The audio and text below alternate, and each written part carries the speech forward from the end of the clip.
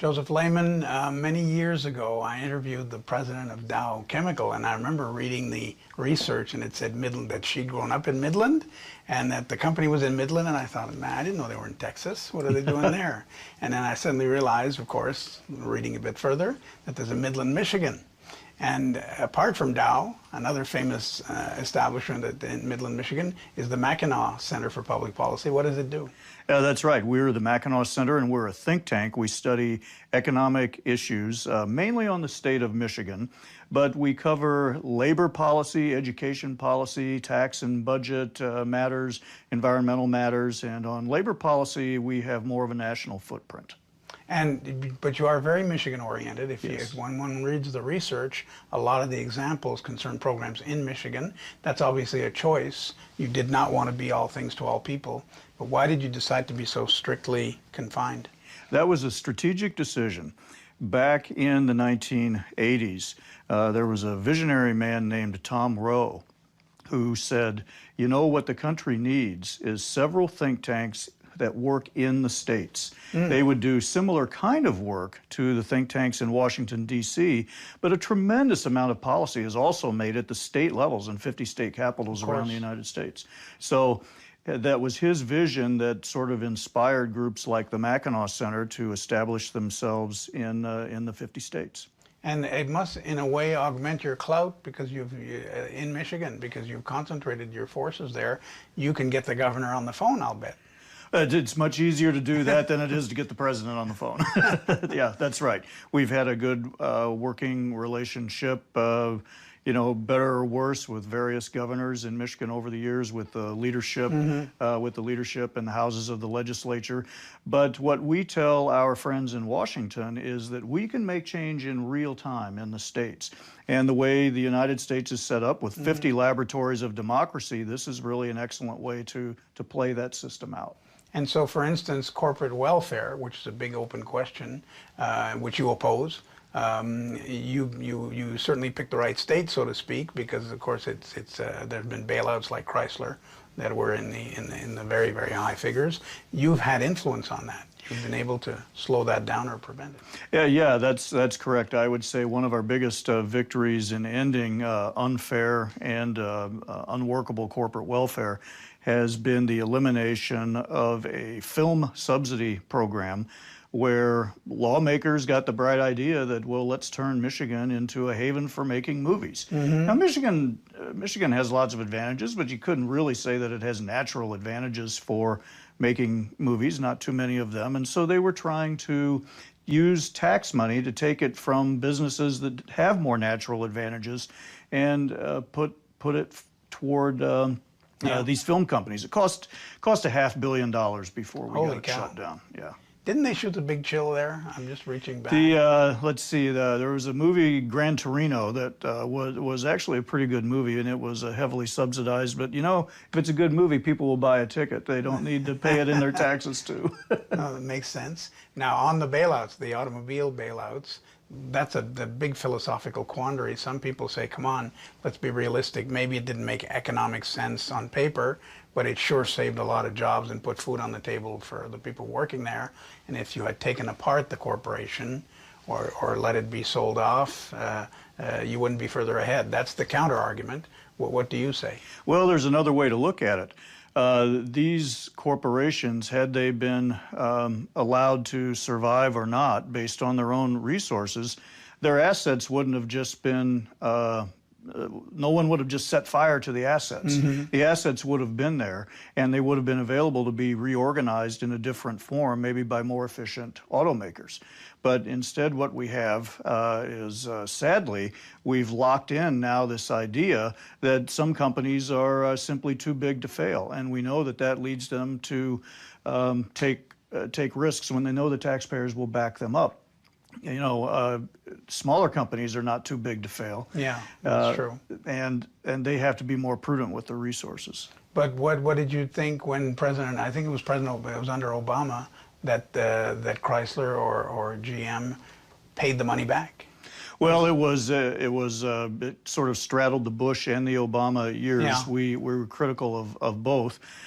Paying some of the money back was a good idea, but still, take your average mom and pop business, they're not going to get bailed out even if they have an opportunity to pay the money back. It's fundamentally unfair to force some taxpayers to pay for the business decisions of other taxpayers. And I know you've listed a lot of the reasons why corporate welfare is bad. And I remember as I was reading that, I remembered a quote I'd read from an economist who was really discouraged and down on, an analyst who was down on General Motors before the failure. And she had written, this is not a car company, it's a health and insurance and pension company. That's what you want to fight against, is the entrenchment of all kinds of irrelevant but very costly measures. Well, that's right, and management and the unions at the automobile companies, they made decisions that they later came to regret, and it burdened them with a lot of legacy costs. And what would have been the right thing to do would have been to let those decisions work their way out through the marketplace instead of forcing everybody in the country to pay for other people's bad decisions. And I know that this must have put you on a collision course with the unions, and reading your rules of corporate welfare and so on, I see that you also fought for right to work. And you succeeded, I think, to some extent, in Michigan. That's correct. And so unions have played a very, very important part in the history of the United States, and particularly in Michigan, where union history is notable. Michigan is really the cradle of organized labor in America, and the stronghold of its power. And as we look at unions in their pure form, they're nothing more than people associating with one another to try to get a better deal for themselves. There's nothing wrong with that. The problem comes in when compulsion is used to force people to support a union or to force businesses to negotiate. So you mentioned right to work, and we were advocating for a right to work law in Michigan for a couple decades. What right to work does is it simply says no worker can lose his or her job for refusing to support a union. It's not a very controversial setup. And so in 2012, we were finally able to work with the legislature and the governor and free hundreds and hundreds of thousands of unionized workers from compulsion. And of course, many of them still choose to support the union. I was going to ask you, how many take it up? How many take advantage of this? Yeah, so what we found in public sector unions in particular, the largest teacher union, for example, around 25% of the teachers have said, yeah, I don't know that I want to support this union. And overall, I believe union membership in Michigan is down 37%. And the dues are no longer due then when you opt out. Right, and and this is real money. A teacher would typically pay $1,000 a year in dues. Some of the other unions are a little less, but this is money that parents can use for tutoring for the kids or for private school. They can use it. They can use it to go on a vacation. They can, the point is, this is the workers' money, and the union should not have the right to just skim it off the top for a union the worker may not want. And to what extent, it reminds me a little bit of the debate on the minimum wage. The minimum wage, when you think of it, or rent control for that matter in cities, when you think of programs like that, your initial human reaction is good, great. We want people to earn more. We don't want people being gouged by landlords. Okay, good. It's only later that the perverse effects become obvious, that in fact housing deteriorates and jobs are less because of those things. It takes a long time though for that to sink in. So how do you, I'm sure the unions must have countered you with all kinds of good sounding arguments. What was your counterattack? Sure. So the unions mounted the argument that said, that the workers who opt not to pay dues are free riders, that they were still benefiting from the union. And it's true that they were because of a provision in U.S. law that says the unions have the privilege of monopoly representation of all the workers, whether they belong to the union or not. So the unions really like that provision, but they were using it as a way to argue against so-called free riders. And I remember a moment in a legislative testimony where a spokesman for the state's largest teacher union was before the Senate. And the questioner from the Senate asked the union spokesman, would you like to be relieved of the burden of representing those teachers who don't pay dues? And there was a long pause, and the answer was no. So that, to me, was all the proof. In other words, they want the monopoly. The power of negotiation is greater. Right. And all they lose, they do lose some dues, but the workers lose nothing. Right, and the last thing that a union wants is workers who know they can get a better deal on their own outside the union.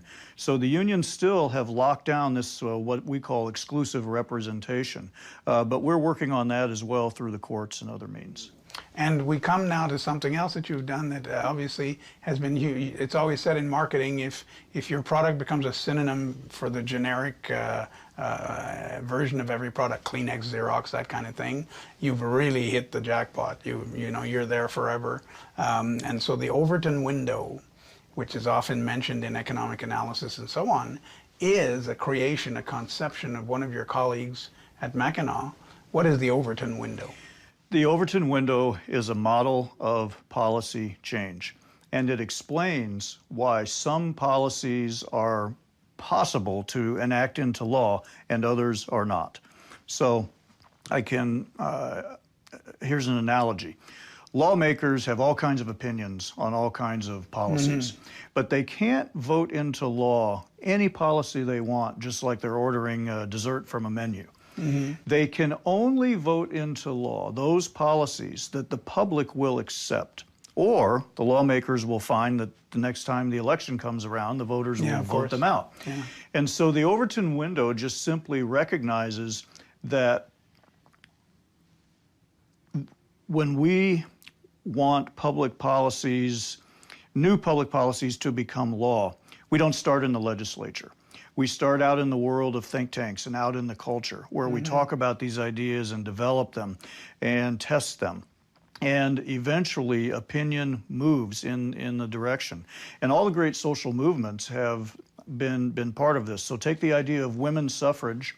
It was about 105 years ago when women first got the vote in the United States. Now, at the time, as crazy as it seems now, the right of women to vote seemed absurd because women could not vote anywhere. Well, now, years later, after being firmly put into policy, and we've seen that it hasn't wrecked the country and, you know, all of that. Then it started to tumble in. Yeah, that's right. And so the Overton window concept began, it had humble origins as a fundraising brochure for our think tank, because we needed a way to show people how a think tank actually has influence over policy, even though we don't have a vote in the legislature. And our influence comes from being able to develop these ideas, which eventually become policy. But it doesn't always work. I think I read in the research, you also give examples like prohibition, where the idea of temperance went through the same thing as female suffrage. At first it was laughed at, and then by God it became law. But it failed. That's right. There is such a thing as overshooting the Overton window. And prohibition was exactly that. There were a lot of social forces making the arguments against alcohol. And there were a lot of harmful social effects from alcohol. None of that was wrong. But what was not properly anticipated was the solution would bring with it problems of its own. Yeah. And then that shifted the Overton window back. Like speakeasies. And organized crime. Yeah, of course. Yeah. And people are forced to recognize that. So how do you pick your issues? How do you open the window? Good question. Well, think tanks are at their best when they're working just outside of today's Overton window. They're working on ideas that aren't quite politically possible yet. So every think tank has its areas of expertise. I don't think a good think tank would try to be all things to all people. So we focus mainly on education policy, labor policy, tax and budget and fiscal issues, and some environmental issues and things. That really makes up more than 80% of our portfolio. And it's those issues where we have on-staff experts and can make a difference. And I guess there are some cases where it really worked well and you can measure it. I'm thinking of tobacco. There's an example where at first it was really laughed at, the idea that people have to go freeze outside to smoke, or that parks, you couldn't smoke in a park or in a restaurant, in a busy restaurant. But it happened. People have become accustomed to it, and it's an Overton window classic, sort of. Yeah, it really did. People have become accustomed to it. There may be better tobacco policies out there. I have no doubt that some restaurants would voluntarily make themselves smoke-free, and others would, have smoking areas. We've got a little bit of a one-size-fits-all policy now in the United States, but most people do tend to prefer it. Moderate smoking does not exist like moderate drinking. If it did, probably that would end up being the result. Moderate smoking, there's no such thing. Yeah, you could be right. And are there things that are, it seems to me there must be some that are uphill climbs, like Mothers Against Drunk Driving. That has worked. The window has opened, but I'm sure everybody was predicting failure. That's a perfect example of what began as a social movement. And, decades ago, law enforcement would kind of look the other way if somebody got stopped drunk driving, and now the penalties are severe. There's very little tolerance for drunk driving. And it all came from that little organization. It did, and I think we're probably better off because of it. And are there some that are pure poison? In other words, I'm thinking, capital punishment, abortion, the big questions that hang over every election and so on. I would think no Overton man or woman wants to touch that. Am I right? Well, there are some questions which are more binary, and they don't really go on a sliding scale. And abortion may be one of them. Capital punishment may be one of them. And I would say that the Overton window describes one big thing, but it's not a perfect way to get a handle on every single issue. But you can move the window. I was interested when I was reading the thing that you can really, if you start to think in those terms, then you can measure the disapproval or the approval and measure how it's moving along, get more funds, I guess, if it is opening, and work on that basis. I mean, it's a systematic way of changing public opinion. Yeah, and it's a way of showing. It's simply using the powers of persuasion. I compare free speech to the Overton window or the scientific method. Today's science will be replaced by tomorrow's better science, but it's only because scientists are constantly challenging today's settled theories, and they'll be coming up with theories that have greater explanatory power, or they'll prove that today's are just wrong in some way, and then things will, then the accepted theories will shift. And think tanks are becoming really almost a cutting edge for the media in general. The media used to comment on everything. They still do. We still do. But think tanks, before they were part of the whole scene, the ideas would originate with editorial writers or columnists or whatever. With think tanks, it's more systematic. And I wonder if you don't generate a bit of your own opposition there, where people say, oh, no, not them again. The minute you put your name on a study, they say, oh, no, not them. We know how they think. There must be some of that. There is a little bit of that, but we have strong relationships with reporters, and newspapers, news outlets. They need content to get to their readers, and of course their business model is under a severe challenge right now. Yeah. But working with legacy media is still a very important part of getting our message out. But at the same time, it's never been easier for us to get our message out on our own through various social media and web platforms. And the classic, at least the way I see it from the outside, it seems to me the classic modus operandi of think tanks is to generate statistics and studies, throw them out, and if they suit your purpose, throw them out there into the public debate. And then there's round two, where you have spokespeople, and maybe you get a celebrity endorser or a celebrity person to agree with you. How does it work? How do you do a campaign? Yeah, the research and the statistics are absolutely at the core of what we do, but we've added quite a bit to that. So we realize that none of these. Well, let me say it this way: the reason public policy matters is because public policy affects lives, and so we have gotten good at finding the people who are harmed by poor government policies and finding the people who would benefit from better ones and letting them tell their story, because that gives our ideas a much greater appeal. People can see exactly how our ideas would apply, even if they don't know anything at all about economics. You shouldn't have to be an economist to know what public policy you prefer. And the Heritage Foundation, for instance, is famous for persistence. And they don't care if you kick them in the shins and laugh at them and do anything. They will come back the next week with the same point under a different form, or the next month or the next year, and it works in many, many cases. Are you that? Is persistence an absolute necessity? Yeah, that's right. Think tanks don't stand for election, so we don't have to trim our sails with which way the public, or the wind is blowing. And we are guided by a set of principles. And for the Mackinac Center and other free market think tanks, we don't hide the fact that we think that a free market approach is preferred. We take the free market approach to any public policy question. And think tanks rose to fill that niche because the universities weren't doing it very much, and the media wasn't doing it very much, magazines and journalism, and so there needed to be an independent voice to advance a free market idea. And is there, as success comes on a given campaign, does fundraising become more important or more successful?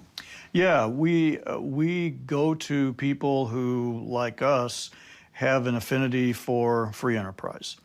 And we ask them to support our work. And of course, success, breeds more success.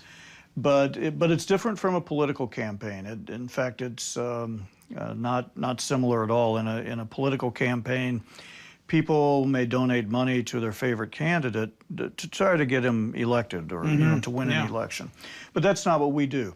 We say, if you want free market ideas to have a voice, you should support the Mackinac Center. And do you have, one of the things that people are rather worried about in America is the divide, the heartland versus the bicoastal, or Republican versus Democrat, right versus left, all of that. And it's becoming pretty coherent and pretty obvious that there is such a divide. Does that force you to take sides?